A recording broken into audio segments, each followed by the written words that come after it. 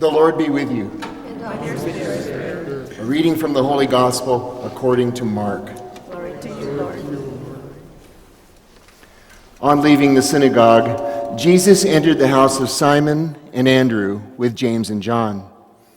Simon's mother-in-law lay sick with a fever. They immediately told him about her. He approached, grasped her hand, and helped her up. Then the fever left her, and she waited on them. When it was evening, after sunset, they brought to him all who were ill or possessed by demons. The whole town was gathered at the door. He cured many who were sick with various diseases, and he drove out many demons, not permitting them to speak because they knew him. Rising very early before dawn, he left and went off to a deserted place where he prayed. Simon and those who were with him pursued him, and on finding him said, "Everyone is looking for you." He told them, "Let us go on to the nearby villages, that I may preach there also. For this purpose I have come." So he went into their synagogues, preaching and driving out demons throughout the whole of Galilee. The Gospel of the Lord.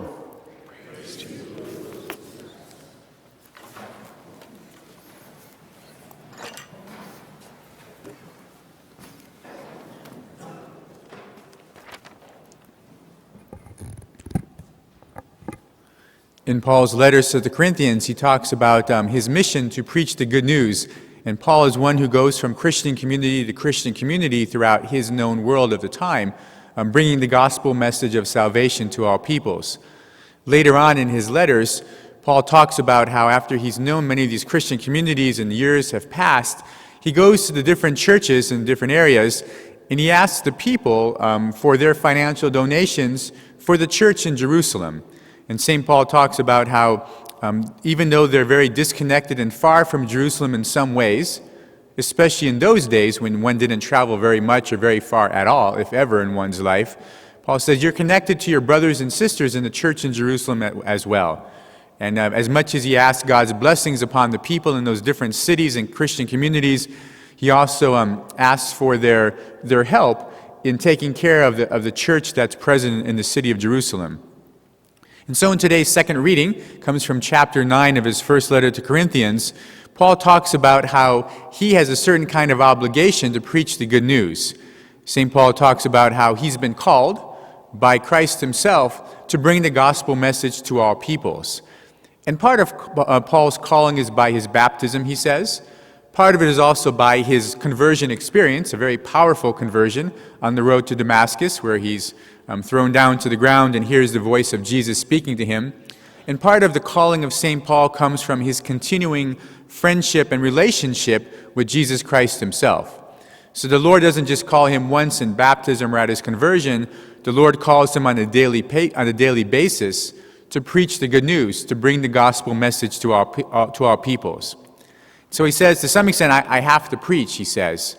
And Paul recognizes that he's been gifted very much by one who's is supposed to be preaching the good news.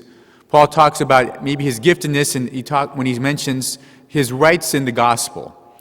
Paul's rights eventually being some kind of recompense and ultimately salvation as well. And Paul's idea is not that he can earn salvation, but simply that he's been gifted with the privilege of bringing the good news to people, but also gifted with the fruits of the gospel message, eternal salvation itself. And so Paul sees himself as a unique individual, being able to go to different communities more so than the other apostles. And because he has those gifts, then he sees himself as entrusted with the mission of the church and the mission of preaching. So St. Paul says, I've been entrusted with a responsibility or a stewardship to preach. And I can either go willingly or unwillingly. I can go willingly or grudgingly, but either way, I need to preach the gospel message, is what he says in that second reading today. And if I do so willingly, so be it. If I do so grudgingly, well, it's more of a responsibility, more of a feeling of an obligation, of stewardship in some ways, but it's something that I need to do. And I think we can all relate to that. Some days we do things willingly, some days we do the right thing grudgingly, but at least it gets done. So Paul sees himself as called by the Lord, gifted in many ways, and then entrusted with that responsibility of preaching the good news to other people. I think like St. Paul, we see ourselves in a very similar situation, if not quite as dramatic as missionaries in the church today. I think we see ourselves very much as called by the Lord to be bearers of the gospel message, called by virtue of our baptism, maybe a conversion experience, but also called on a daily basis by virtue of our relationship with Christ, our dialogue and conversation with God each day. He invites us to go into the world and to preach the good news, sometimes by our words, but always by our actions. I think we can see ourselves very much as gifted in preaching the gospel message. Gifted, I think the church would say, in that we have certain rights as Christians. We have rights to the sacraments, just like Paul says he has a right in the gospel. We have a right to the sacraments. As Christians, we have a right to get together in the understanding of the church, to congregate as Christians for our prayer groups and for our meetings. Beyond church law, our country affords us the right to freedom and the right to worship as we please. And so we gather together and we come together of one similar mind in preaching the gospel message. And certainly on an individual basis, you and I have been gifted with certain talents and resources as well. We're gifted uniquely so that we can bring the gospel message to the people that we see most frequently. And then like St. Paul, because we're called and we're gifted, we're also therefore entrusted with a responsibility, with a stewardship, with the obligation to preach the gospel message. Because wherever there are rights, there are obligations. The two always go together. Nobody anywhere only has rights without obligations. As a citizen of any country whatsoever, you have both. As a child in your family with your parents, you have both, right? You have rights and you have obligations, and they always go together. And God's children have rights and obligations. They always go together. We have our blessings and our gifts and our talents, and we have our stewardship, our responsibility. We need to do something with the gifts that we've been given. And for the most part, I think each of us is called to uniquely evangelize the world that we live in. And so for you, that's maybe bringing the gospel message to your spouse, into your marriage. It's the person that you evangelize in some ways. And again, not so much by words, but by your actions. You're called to bring the gospel message to your children, to your family, to your school environment, to make that a better place, to your work environment, in your relationships with your neighbors and with your friends as well. That's really where you uniquely preach the good news. You go to those places where I can't go, where other missionaries don't go, where only you are most welcome. And that's how it's always been. I think that's how God has always set it up to be, that each of you does your job in bringing the gospel message to the little world that you live in. And maybe like St. Paul, your question might simply be, well, what is my recompense for doing this? What do I get out of doing this? I've been gifted, I've been entrusted with a mission, so what do I get out of all this? Well, as you preach the good news to your world, hopefully you get a good marriage, a good family life, strong Christian friendships, maybe a more peaceful classroom, a more Christian work environment. Ideally, that's what would happen, right? Ideally. It's not always the case because many times I'm sure you sow the good news and you reap nothing whatsoever, right?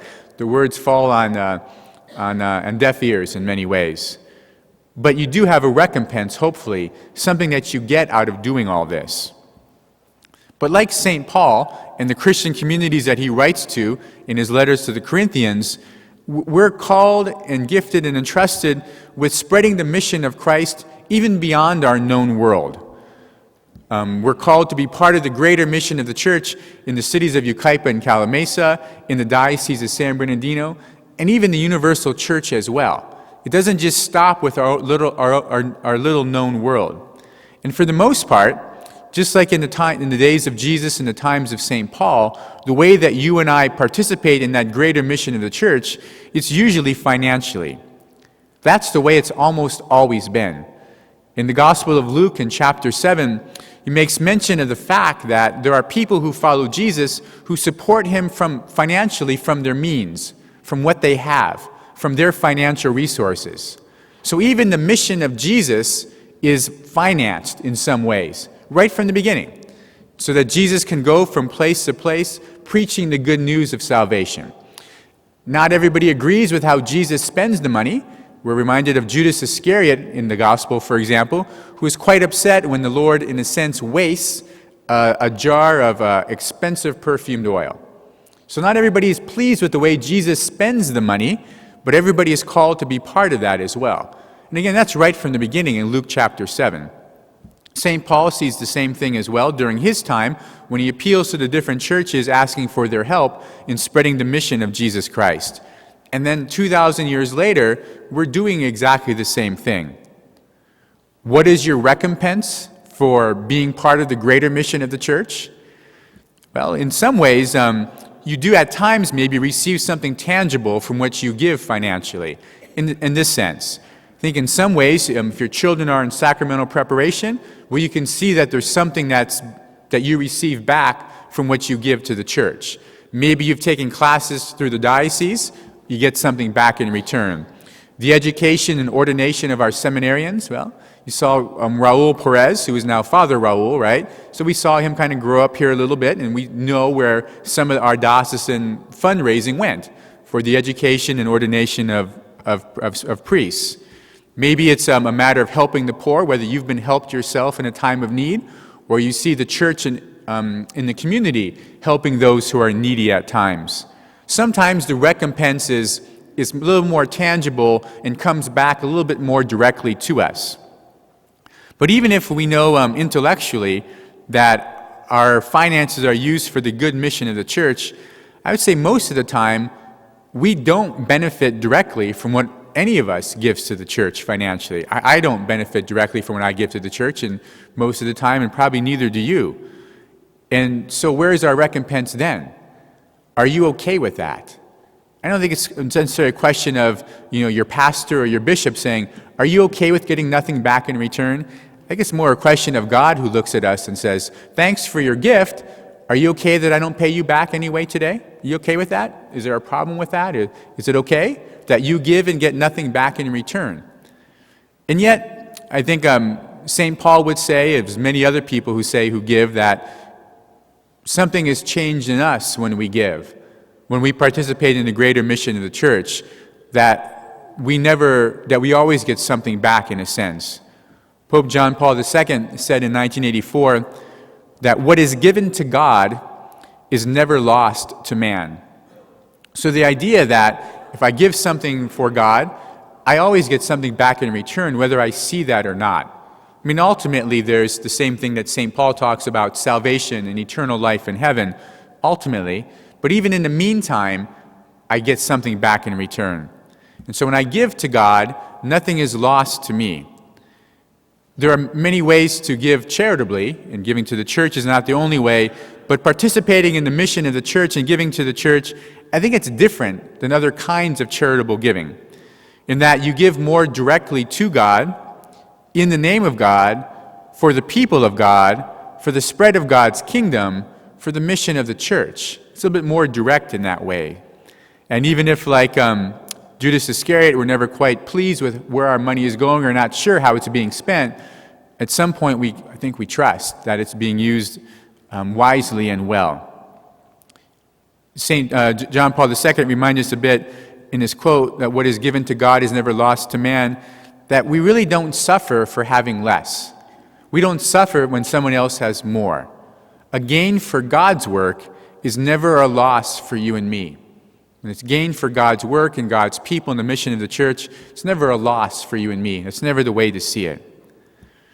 In the weeks that come, we'll be hearing more about the idea of how we're called to preach the good news, how we're gifted with many things and entrusted with the stewardship or the obligation of being part of the spread of the gospel message.